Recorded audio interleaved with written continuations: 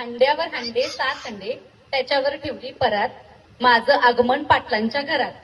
तिथे होता दीर माझा लाजरा आणि बुजरा थोड्या नटकट स्वभावाने तेला केला हसरा. तिथेच होती ननंद माझी थोडी प्रेमळ थोडी रागाची.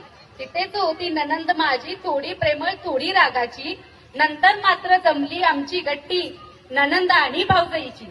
तिथेच होते सासू सासरे ज्यांना आस होती सुनेची.